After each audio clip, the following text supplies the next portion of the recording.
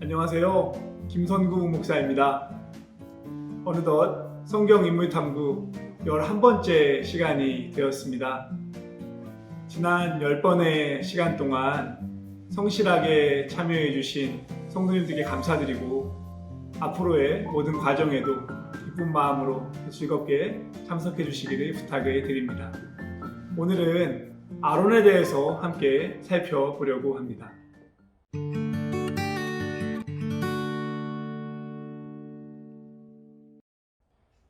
아론은 모세의 동역자였습니다. 말주변이 좋지 못했던 모세를 대신해서 하나님의 말씀을 바로 왕에게 전하는 중요한 역할을 감당했습니다. 이스라엘과 아말렉이 전투할 때에 기도하는 모세의 팔이 내려오지 않도록 옆에서 그 팔을 붙들어줬던 사람도 바로 아론이었습니다. 아론은 모세보다 나이가 많은 형이었음에도 불구하고 자신에게 맡겨진 모세의 보조자로서의 역할에 불평하지 않았습니다. 매 순간 하나님께서 맡겨주신 일에 충실하면서 이스라엘 백성들이 애굽을 탈출하여 새로운 삶을 살아갈 수 있도록 돕는데 1등 공신이 되었습니다. 출애굽기 28장을 보면 하나님께서 모세에게 이렇게 명령하십니다. 내 형 아론을 위하여 거룩한 옷을 지어 영화롭고 아름답게 할지어다. 하나님께서 신실하게 하나님의 말씀에 순종했던 아론에게 거룩한 제사장직을 내려주심을 우리가 보게 됩니다. 성도 여러분, 지금 나에게 맡겨진 자리가 무엇이든지 그 일에 최선을 다하시기 바랍니다. 하나님께서는 불평하고 원망하는 사람을 통해서 일하시지 않습니다. 하나님은 매 순간 그 자리에 감사하면서 신실하게 하나님의 말씀을 신뢰하며 순종하는 사람을 통해서 하나님의 역사를 이루어 가시는 분이심을 꼭 기억하시기 바랍니다. 모세가 하나님의 부름을 받아 시내산에 올라가 40일 40야를 보내게 됩니다. 그곳에서 하나님은 모세에게 친히 쓰신 두 돌판을 주시며 여러 가지 말씀을 해 주셨습니다.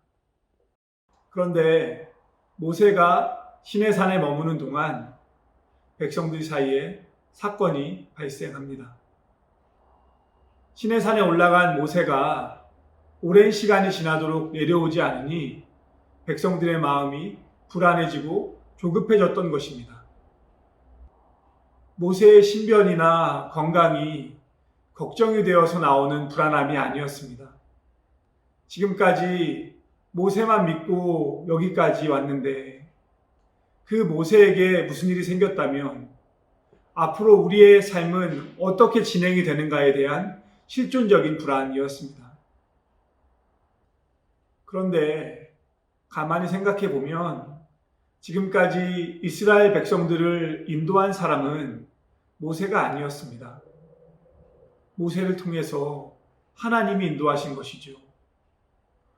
출애굽기 20장에 하나님이 말씀하셨습니다. 나는 너를 애굽 땅 종 되었던 집에서 인도하여 낸 내 하나님 여호와니라.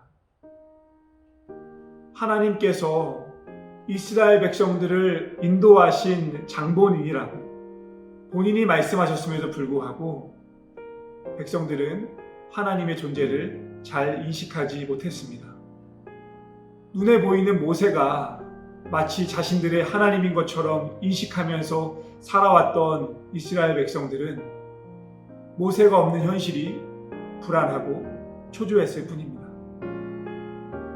눈에 보이는 모세가 자신들의 하나님이라고 착각하며 살아왔던 것이 백성들의 실제적인 문제였고 또 영적인 무지였습니다.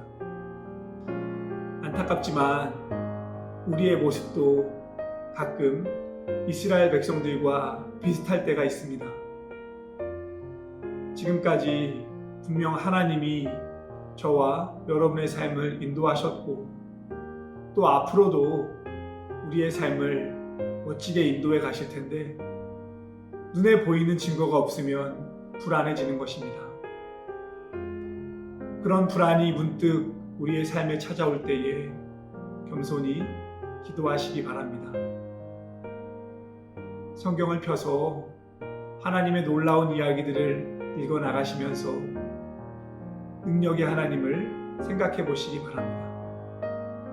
지금까지 우리가 함께 살펴보았던 아브라함과 이삭과 야곱, 유다와 모세의 이야기를 다시 한번 생각해 보시면서 그들의 하나님이 오늘 이 순간 이 자리에서 나의 하나님 되심을 분명히 믿으시기 바랍니다. 그동안 눈에 보이는 모세를 의지했던 이스라엘 백성들은 모세가 보이지 않으니 아론을 붙잡고 이렇게 요청합니다. 우리를 위하여 우리를 인도할 신을 만들라. 모세는 백성들이 잘못된 길을 가거나 악한 요구를 할 때에 그들에게 순응하지 않았습니다. 대신 모세는 백성들의 잘못과 불평을 바르게 수정해 주거나 혹은 하나님께 엎드리는 기도를 통해서 그 문제를 해결해 나가곤 하였습니다. 아론도 그렇게 해야 했습니다. 끝까지 바른 믿음과 바른 정신을 잃지 않으며 백성들이 모세가 내려올 때까지 기다릴 수 있도록 그렇게 인도를 해야 했습니다. 그리고 우리도 그렇게 해야 합니다. 바른 믿음과 바른 정신을 잃지 않고 순간순간 인내하면서 하나님의 신실하심을 의지하는 것이 이 땅에 살아가는 성도의 자세인 것입니다. 하지만 아론은 안타깝게도 그렇게 하지 못했습니다. 백성들의 요구를 너무 쉽게 수용하면서 아내와 자녀들의 귀에서 금고리를 빼오라고 명합니다. 그 금고리를 부어서 조각칼로 새기고 송아지 형상을 만든 뒤에 이렇게 말합니다. 이것이 너희를 애굽 땅에서 인도하여 낸 너희 신이다.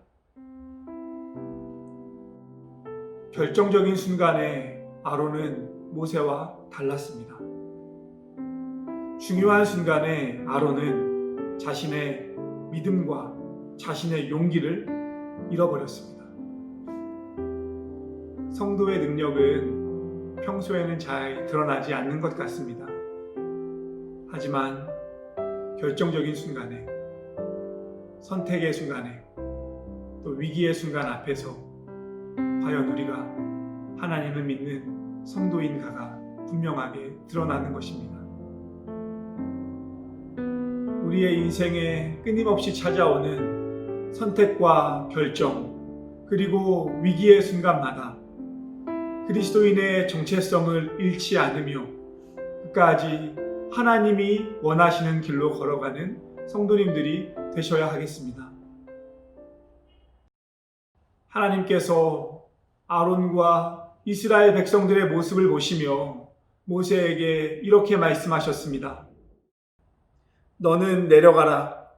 내가 애굽 땅에서 인도하여 낸 내 백성이 부패하였도다. 여러분, 우리의 신앙이 언제 부패하는지 아십니까?